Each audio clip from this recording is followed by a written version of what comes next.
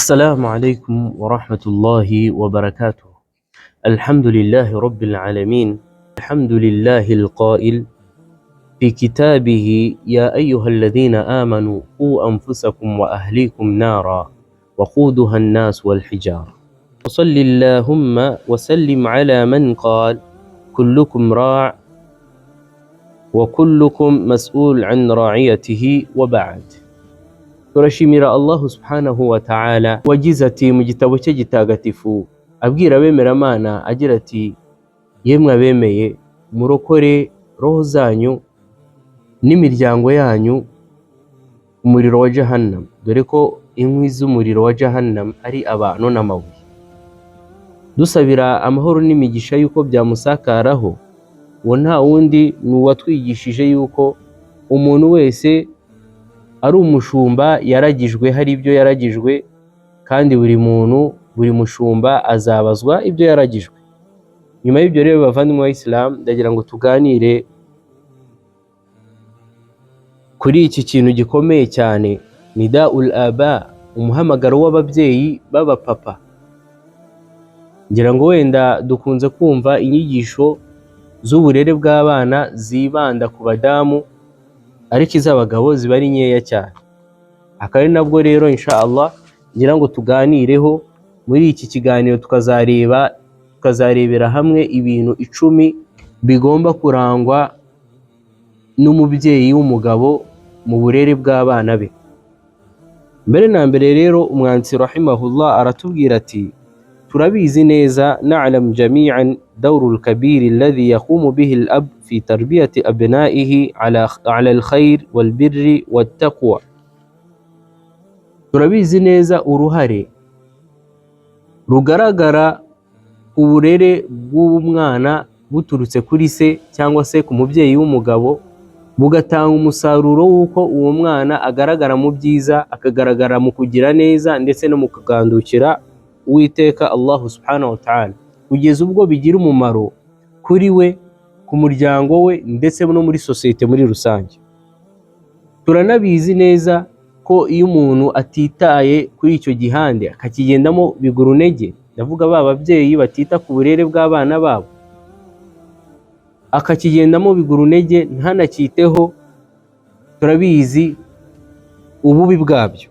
Niyo mpamvu rero turi kuganira tubwira ababyeyi b'abapapa bikoreye inshingano nk'izi zo kurera abana babo, kandi ababyeyi bose bifuza kuba babona abana babo batungana, bari mu byiza, bakababazwa yo kubona ko abana babo bashobora kugwa mu bibi, bakaba bayobywa cyangwa se bakayobya na bagenzi babo.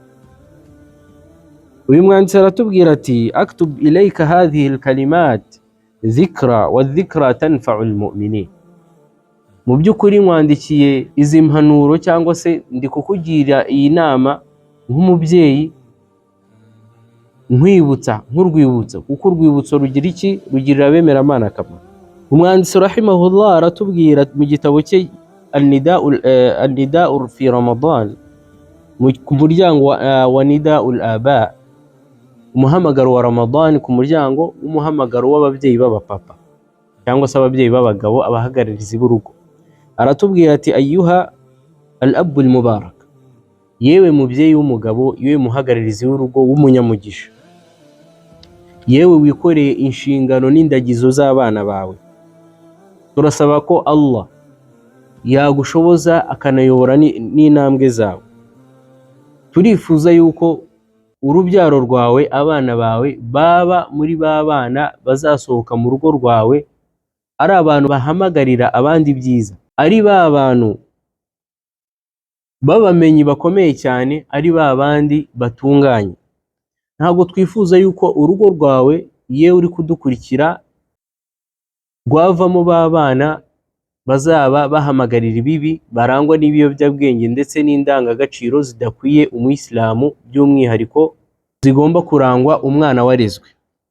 Umwanditsi arakomeza atubwira ati: yewe mubyeyi muhagararizi w'urugo, menya yuko abo bana uri kurera cyangwa se utitayeho uzapfa ukabasiga, ukazababazwa, yewe bashobora no kukubanziriza bagatabaruka mbere yawe. nibatabaruka mbere yawe waritaye kubarera ukabaha umuco mwiza wa Kisilamu, bazagenda batunganye kandi bafite umutima utekanye imbere y'Uwiteka Allah subhanahu wa ta'ala.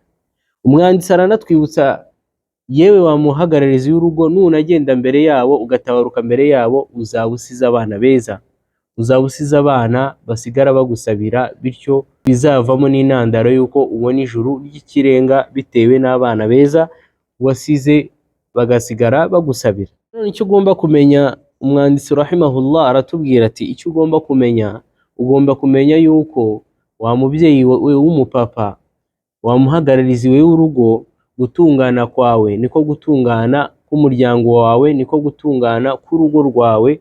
Si n'ibyo gusa, generasiyo yose cyangwa se abagukomotseho bose bashobora gutungana, cyangwa se gutungana kwabo kuri mu maboko yawe.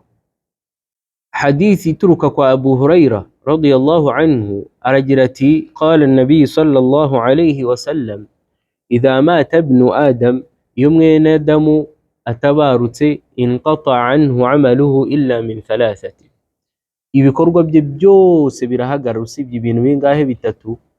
Illa min sadaqatin jariya, usibye rya turo yatanze rihoraho mu kubaka imisigiti, gutera ibiti, inyoni zikabyarikamo, abantu bakabyugamamo izuba. Aw ilmin yuntafa'u bihi, cyangwa se bwa bumenyi yigishije abantu bukabagirira akamaro. Aw waladin salihin yad'u lahu, cyangwa se umwana mwiza yasize, urubyaro rwiza yasize rugasigara rumusabira k'Uwiteka Allah subhanahu wa ta'ala. Dusoreje aha rero, tukazaturebera hamwe ubutaha ibintu 10 umubyeyi w'umugabo agomba kurangwa nabyo mu burezi n'uburere agomba guha umwana we, hanyuma uwo mwana akazakura afite uburere bwiza, arangwa no gutinya Uwiteka Allah subhanahu wa ta'ala ndetse no kugira neza, bityo bikazamuhesha ijuru ry'ikirenga, ndetse Allah akazamuha ibihembo byinshi ku munsi w'imperuka.